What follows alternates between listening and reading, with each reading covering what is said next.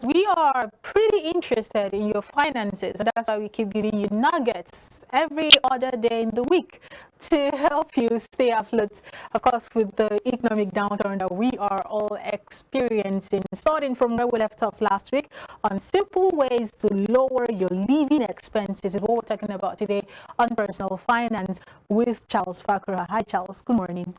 Good morning, Uche. Good morning, Josh. Good morning, Mr. Charles. You look different. Yes, you can see it's also part of how to lower your living expenses. So that's why we're not. No, with this kind of haircut now, it will take maybe at least a month before I'll be able to get another cut. So you can see these are ways in which you can use to lower your living expenses without actually trying to lower your quality of life. But first of all, what is even our living expense? We started this thing on Friday. What is even our living expenses? You're talking about your food, you're talking about your housing, you're talking about your clothing, you're talking about your commuting. Now, all these are things some financial experts will tell you that these things usually form what we call your fixed expenses. Or whether you like it or not, you must incur those expenses. Yes, and that's why they are living. Unlike other ones that fine, you can do without them, at least based on the economic situation. But we are saying, despite the economic situation, there are lifestyles, ways of living in which you can still live, but at the same time, you are now lowering your living expenses. One thing, we must have a behavioral change. That is, our lifestyle has to change. And we have mentioned, if you used to smoke before stop smoking, you are not only going to improve the quality of your life when you stop smoking, but at the same time, look at the costs that is incurred when you smoke. Apart from the financial costs, the money you spend, to get some of those substances that you smoke, your health-wise, but again, just like every other change, it does not come overnight. And we as a financial therapist, we tell you, if you smoke maybe five cigarettes or whatever you smoke, maybe on a daily basis, you can now begin to reduce, and you must be intentional. It's part of your resolution for the year. And this is just, I think, the third week of January. Because whether you like it or not, most of the resolutions that we're reaching 1st of January, I'm assuring you, over 90% of those persons who wrote those resolutions, they have forgotten about it. So you have to cultivate that habit. Because one, you want to achieve two things. You want to improve your health, at the same time, you want to lower your living expenses. So stop smoking is one. Another important one, which we really mentioned on Friday, is a side hustle. This is whether you like it or not.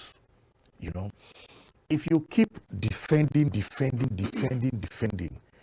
in football, of course, is going on, and you don't attack, your chances of really winning is not guaranteed, because in that your process of defending, your opponent can just one silly mistake, they score the goal.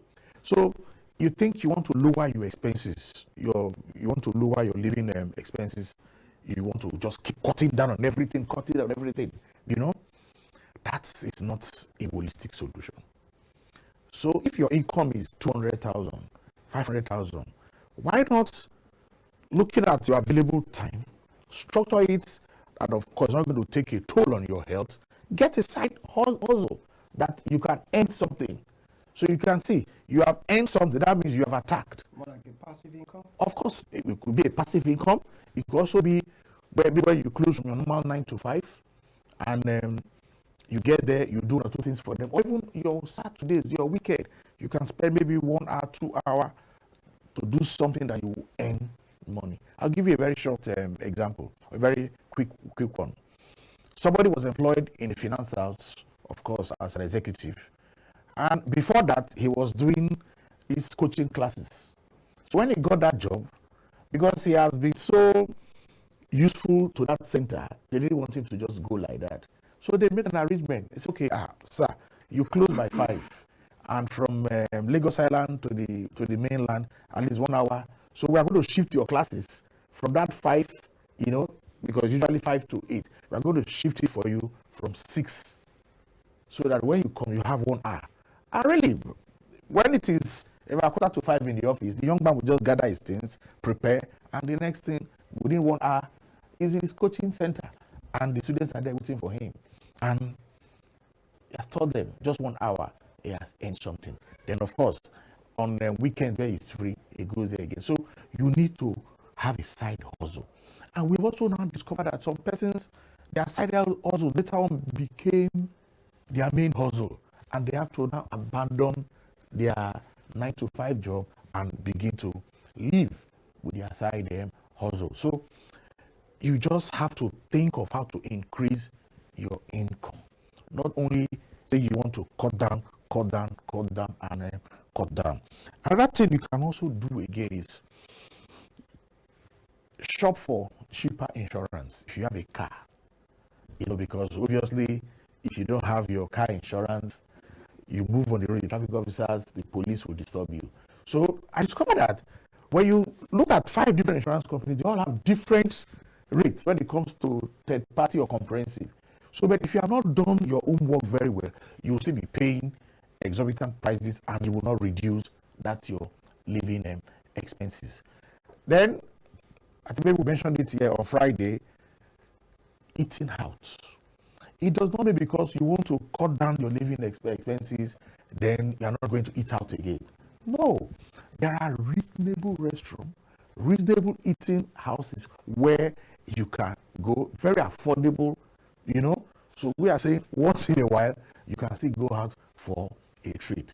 Because trying to reduce your cost of living does not mean that certain passion, certain hobbies that you have, you are just going to throw it away. But what we are saying, let it be within the confines of your budget. Like we said on Friday also again, this is very you need to carry your family along. You need to carry your family along. Trying to lower your living expenses will not work if your family members are not in line with what you are talking about. Now, somebody said in order to reduce the cost of gas, that they use, that usually on Saturdays the children, they all use the boil water before they have their bed. So what they did was, when they wake up, they will all go for exercise, and when they go for exercise, when they come back, they are very hot. So they will not want to have the water heater on, or boiling the water to bath. So they will just use the normal shower.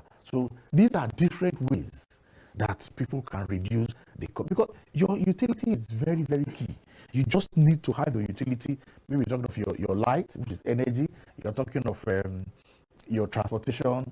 You're even talking of what you eat. So these are basic things that make up your living expenses. We are saying for you to lower it, you don't need or necessarily have to deprive yourself, and thereby affecting your standard of living. So these are some of the things you do. We talked about going to among yourself. You can have a gym instead of going to pay and be member of a gym. In fact, I saw a video online that the other was saying, "You are not going to that gym again. I don't like what they do here. Me and you are going to be doing our own gym." Yeah, and all that. So you carry your family members along. It's just like saying government just saying, "Okay, I'm going to cut down this, and you're not explaining to the masses. So the same also applies to you. You need to communicate to your family members and say, "No, because of the hardship or the situation, this is what we're going to be doing." And you say that your family members will, buy into that your strategy, and you see that things will move smoothly. The home will not be affected. Then another thing you need to do again is children going back to school. Before, every parent wants to carry their children to the school and all that. Now, if you discover that your children is mates and all that, they also live around the same place. So Why? All the parents can come together, make an arrangement, and just use just one vehicle to convey all the children to the place, to their school. You see that you'll have reduced if you were the only one that's hiring that vehicle to take your child to the school. Then you can also, in terms of payment of school fees, do you know that you can negotiate that also? With who? With the school authorities. Negotiable? Yes, it's possible. Okay, when it comes to instrumental payment? Of course, instrumental payment. Okay. So these are strategies that you need to begin to adapt so that you reduce your living expenses. At the beginning of the term, as long as you are a regular, you pay regularly for your wards, you just approach the proprietor or proprietor, as the case may be, and said, okay, I have 3 wards in this school, and okay, I want to pay 50% for all of them. I'm telling you, every proprietor will agree to the proposal. Yes, and you pay. Then, as time goes on, maybe before the end of the term, and all that, you're destabilized, you can now pay the balance. So, everything is about negotiation. And when you are coming to that kind of negotiation, you come with an open mind. And I'm assuring you, you will see that. If even where you buy your groceries, where you do your tailoring service, every service that is being given to you, you can negotiate with those persons that supply you or perform that service for you. Even your salon that you go and make your hair, you're a regular person in that salon, and you now tell the owner that, look, oh, for now, let me pay you 50% for this. Later on, I can balance it up. So you can see that because they themselves, they don't even have a lot of patronage again, and so they do not want to allow their regulars to stop patronizing them. So you just have to use so many different techniques to see that you reduce your living expenses, and you live your normal life. Okay.